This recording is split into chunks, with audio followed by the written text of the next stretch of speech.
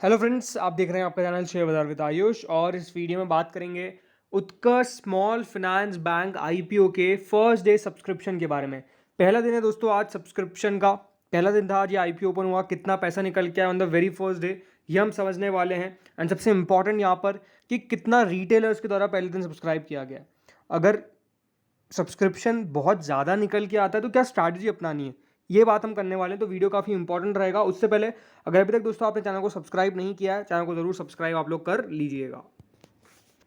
So friends, उत्कर्ष small finance bank एक small finance bank है जो मार्केट्स में अब आने वाला है। और आज इसका फर्स्ट डे था आज इस आईपीओ का, और अभी 2 दिन और बाकी है, 13 एंड 14 ऑफ जुलाई। तो 2 दिन और है आपके पास इस आईपीओ के अंदर पैसा लगाने के लिए। दोस्तों जो कंपनी है वो 25 रुपीज़ पर शेयर के हिसाब से अपना आईपीओ लेकर आई है। टू बी फेयर, बहुत सही तरीके से कंपनी ने अपने आईपीओ को प्राइस इन किया। रीज़न सिंपल था, कंपनी को भी पता है कि अगर ज़्यादा प्राइस इन कर देंगे तो मार्केट्स अच्छा रिस्पॉन्स नहीं देगा। और ये भी अपने आप में एक इम्पॉर्टेंट हमेशा दोस्तों एक इवेंट रहेगा कि जब भी दोस्तों कोई कंपनी है अगर वो सही प्राइस बैंड पे अपना आईपीओ लेकर नहीं आ रही है तो ये है कि आप इन्वेस्टर्स को पता है कि हाँ किस में लगाना है किस में नहीं लगाना है। और आई थिंक जो अभी पीकेएच वेंचर्स आईपीओ निकल कर आया उससे ये सीख सब प्रमोटर्स ने ले ली होगी, सब लीड मैनेजर्स ने ले ली होगी, सब यहाँ पर जो भी है मतलब आईपीओ लेकर आते हैं उनके द्वारा ये सब कुछ समझ चुका होगा कि हाँ सही प्राइस पॉइंट पे लेके आओ। अगर सही पे लेके आओगे तो आपको बहुत अच्छा रिस्पॉन्स मिलेगा, गलत पे लेके आओगे तो डेफिनेटली रिस्पॉन्स जो है वो नहीं मिलने वाला है और वो एग्जैक्टली होता हुआ नजर आएगा। अब इस आईपीओ के अंदर भी बात खास यही है कि 25 रुपये के प्राइस पॉइंट पे कंपनी अपना आईपीओ लेकर आई है जो बिल्कुल फेयर इन है कि प्राइस जो है वो बिल्कुल फेयर रखा गया है। ऐसा नहीं है कि बहुत एक्सपेंसिव रख दिया या फिर ऐसा भी नहीं है कि बहुत चीप है। लेकिन ये बात जरूर है कि कंपनी ने जगह छोड़ी अपने इन्वेस्टर्स के लिए पैसा बनाने की। 600 शेयर्स कुल मिलाकर मिलने वाले हैं। ये पूरा 500 करोड़ का इशू था, लेकिन कल कंपनी ने अपने एंकर इन्वेस्टर से 222 करोड़ जुटा लिए। तो दोस्तों अब 278 करोड़ 277 करोड़ के आसपास का जो इशू है वो बेसिकली बचा हुआ है। तो 222.5 करोड़ के आसपास कंपनी ने अपने एंकर इन्वेस्टर्स से जुटाए और 278.5 करोड़ का बचा हुआ है। लेकिन क्योंकि रिटेलर्स के लिए कितना पोर्शन रखा गया है तो ये समझ लीजिए कि एंकर इन्वेस्टर्स को 44.53% ऑफ द इशू का एलोकेशन कर दिया गया है। अब क्यूआईबीस के पास बचता है करीबन 29.70%, एचएनआईस के पास बचता है 14.85%, रिटेलर्स के पास बचता है 9.90% और कंपनी के एम्प्लॉयज़ के पास है 1%। तो कुल मिलाकर इस तरीके से 100% के आसपास का पूरा इशू हो जाता है। यानी इसके अंदर 4 कैटेगरीज अभी रखी गई है, क्यूआईबीज, एचएनआईज, रिटेलर्स एंड एम्प्लॉयज। ये 4 कुल मिलाकर कैटेगरीज है।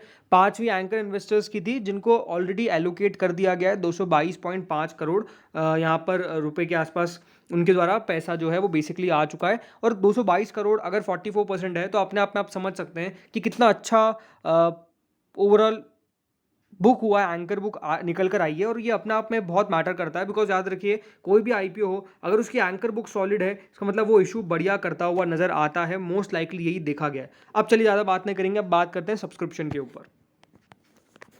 तो पहले दिन तो क्यूआईबीज अपनी परंपरा निभाते हुए ज़्यादा पैसा नहीं लगाना है और वो एग्जैक्टली वही होता है कि पहले दिन क्यूआईबीज का पैसा नहीं आया है ज़्यादा, 0.04 टाइम्स या फिर आप 4% के आसपास का सब्सक्रिप्शन कह सकते हैं। मात्र 6.2 करोड़ की बिड आई है। ओवरऑल 24,85,200 शेयर्स के लिए अप्लाई किया गया है। बट ठीक है, कोई दिक्कत वाली बात नहीं है। क्यूआईबीज फर्स्ट डे पैसा नहीं लगाते हैं तो ज़्यादा एक्सपेक्टेशंस कोई रखता भी नहीं है। लेकिन यहाँ पर अगर मैं बात करता हूँ एचएनआईज की, तो एचएनआईज के पास 15% के आसपास का इशू है, इसलिए 8.97 टाइम्स आप खुद नोटिस कर सकते हैं कि जो इशू है वो सब्सक्राइब हो गया। अब देखिए इस आईपीओ के अंदर मेजर प्रॉब्लम क्या हुई है कि जो कैटेगरीज है उसको सही तरीके से डिवाइड नहीं किया गया। अगर सही तरीके से डिवाइड किया जाता तो आई थिंक वो बेहतर रहता। बिकॉज देखिए अब होगा क्या, पहली बात तो बहुत कम तो देखिए ये पोर्शन रखा गया। अब इसके कारण होगा क्या, सिंपल सिंपल कि क्यूआईबीज के पास सबसे ज़्यादा पोर्शन जाएगा क्योंकि अलॉटमेंट उनको सबसे ज़्यादा मिलेगा, उसके बाद एचएनआईज को मिलेगा और रिटेलर्स को बिल्कुल कम मिलेगा। अब चलिए कंपनी के एम्प्लॉयज़ की बात तो हम नहीं कर सकते बिकॉज एम्प्लॉयज़ को तो हमेशा पोर्शन कम ही दिया जाता है। लेकिन अगर 35% रिटेलर्स को दे देते तो कंपनी और अच्छा, मतलब ये होता है कि हाँ कम से कम रिटेलर्स भी पैसा बनाते हैं। इस आईपीओ के अंदर होने क्या वाला है, बहुत गिने चुने रिटेलर्स ही पैसा बना पाएंगे बिकॉज इशू बहुत छोटा है। कुल मिलाकर एचएनआईज ने 8.97 टाइम्स लगाया, इस मतलब 665 करोड़ टोटल। यानी अगर मैं देखा जाए तो इसमें बिग एचएनआईज ने आज करीबन 8.14 टाइम्स और स्मॉल एचएनआईज ने 10.63 टाइम्स पैसा जो है वो अच्छा खासा निकल के आया पहले दिन, ये अपने आप में हम कह सकते हैं।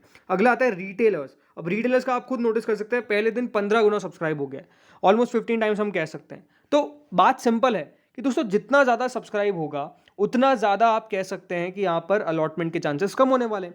अब क्योंकि इशू ऑलरेडी बहुत छोटा है, या फिर कह सकते हैं जो पोर्शन रखा गया है रिटेलर्स के लिए वो ऑलरेडी इतना छोटा है कि यहाँ पर ज़्यादा एक्सपेक्टेशंस अलॉटमेंट की करना मेरे हिसाब से सही नहीं है। बट स्टिल देखिए, मैंने पिछले वाले वीडियो में भी एक बात कही थी कि आना होता है तो 100 में से भी एक का आ जाता है, और ना आना हो तो 2 में से भी एक का नहीं आ पाता है। तो अब आपका काम है लगाना। आप आईपीओ में अंदर पैसा लगाइए, ये ना सोच के कि मुझे मिलेगा नहीं मिलेगा। ज़्यादा लगाएंगे यानी अलग अलग एप्लीकेशन लगाएंगे आप, डिफरेंट आपके जो भी फैमिली मेम्बर्स हैं उनके पैन कार्ड से, आपके दोस्त रिश्तेदार, ताकि आपको अलॉटमेंट के चांसेस इंक्रीज हो।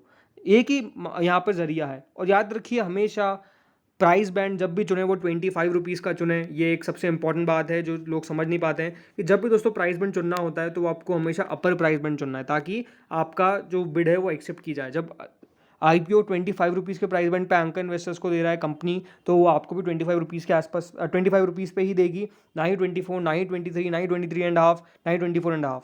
आपको लगाना किस पे है? ओनली एंड ओनली 25 रुपीज़ पे। और क्योंकि देखिए अब ये इशू ओवर सब्सक्राइब हो चुका है तो एक एक एप्लीकेशन ही लगाई रिटेलर से भी, ताकि यहाँ पर आपका चांस बनेगा। क्योंकि आप अगर मल्टीपल बिड्स लगा देंगे तो फिर आपका चांसेस नहीं बनेगा, because issue already over subscribe हो गया है। तो रिटेलर्स को भी मिलेगा तो एक लॉट ही। तो इस बात का आपको ध्यान रखना है। तो कुल मिलाकर पहले दिन ये जो इशू है वो 5 गुना सब्सक्राइब होने में कामयाब रहा है। एक बहुत ही बेहतर सब्सक्रिप्शन निकल कर आया है। और हम कह सकते हैं कि इसी तरह का सब्सक्रिप्शन जो है वो रेगुलर, यानी जो 3 दिन अब 2 दिन और बचे हैं उसके अंदर भी निकल कर आएगा। मान के चलिए जो इशू है वो 100 गुना से ज़्यादा सब्सक्राइब होने का पोटेंशियल रखता है। हाँ, ये बात ज़रूर है कि QIBs कितना लगाते हैं, ये एक इंपॉर्टेंट पॉइंट होने वाला है देखने का। बट रिटेलर्स एचएनआईज ने तो अपना काम शुरू कर दिया है पहले दिन से ही। QIBs हमेशा आखिरी दिन लगाते हैं, तो लेट्स सी आखिरी दिन कितना पैसा जो है वो QIBs का आता है। कंपनी के एम्प्लॉयज़ भी पीछे नहीं है, ऑलमोस्ट 3 गुना पहले दिन इशू को भर दिया है। यानी एक बात तो साफ है कि कंपनी के एम्प्लॉयज़ भी अपनी कंपनी के अंदर पूरा विश्वास रखते हुए ये हम साफ साफ नोटिस कर सकते हैं। अब अगर इसकी करंट ग्रे मार्केट की बात कर लें, करंट ग्रे मार्केट उत्कर्ष स्मॉल फाइनेंस बैंक की काफ़ी बढ़िया चल रही है। 64-68% लगातार इसके आसपास ग्रे मार्केट चल रही है, 16-17 रुपये के आसपास। तो आई थिंक ये बात तो साफ है कि ग्रे मार्केट में तो एक अच्छा खासा प्रीमियम मिल रहा है। बढ़िया बात है ये है कि कंपनी के पास प्रॉफिटेबिलिटी ऑन पेपर्स है, इसमें कोई डाउट नहीं है। ज़रूर कंपनी का आईपीओ आने से पहले कंपनी के प्रॉफिट्स में आपको एक अलग सा ब्लास्ट देखने को मिला है, बट स्टिल क्योंकि देखिए बैंक है तो एक रेगुलेटरी बॉडी है इसके ऊपर नज़र रखने वाली। तो एक बात क्या है कि आपको उसकी चिंता नहीं करनी है कि कंपनी का प्रॉफिट इतना ऊपर कैसे आया। वो कंपनी ने शो किया है और उसको आरबीआई ने भी, हम ओवरऑल कह सकते हैं कि यहाँ पर मतलब रेगुलेटरी बॉडी है तो नज़र रखी होगी, अप्रूव किया ही होगा, राइट। तो ये बात तो साफ है कि कंपनी कुछ भी गलत सलत करेगी तो हमको पता चल जाएगा। बट ओवरऑल अगर आप मुझसे पूछेंगे मेरा पर्सनल ओपिनियन क्या है on for the listing gains, definitely apply करिए। लॉन्ग टर्म शॉर्ट टर्म की बात अभी नहीं करेंगे, बेहतर। क्यों मैं ऐसा क्यों कह रहा हूँ? रीज़न सिंपल है मेरा कि कंपनी के फाइनेंशियल्स, यानी जो कंपनी के आने वाले Q1 नंबर्स होंगे वो किस तरह के निकल कर आते हैं।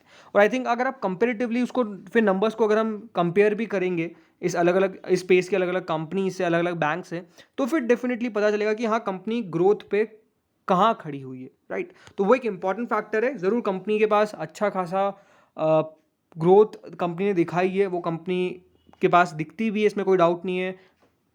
ये बात इंपॉर्टेंट है कि अब आने वाला समय किस तरह का है। लेकिन अगर आप मुझसे पूछेंगे सिंपल बात कि क्या लिस्टिंग इनके लिए अप्लाई करना चाहिए, मेरा पर्सनल ओपिनियन है, डिस्क्लेमर, कोई रिकमेंडेशन नहीं है, बट अगर आप मुझसे पूछेंगे तो मैं ज़रूर अप्लाई करके चलूंगा इस आईपीओ के अंदर। तो इस वीडियो में इतना ही था। Thank you friends for watching this video.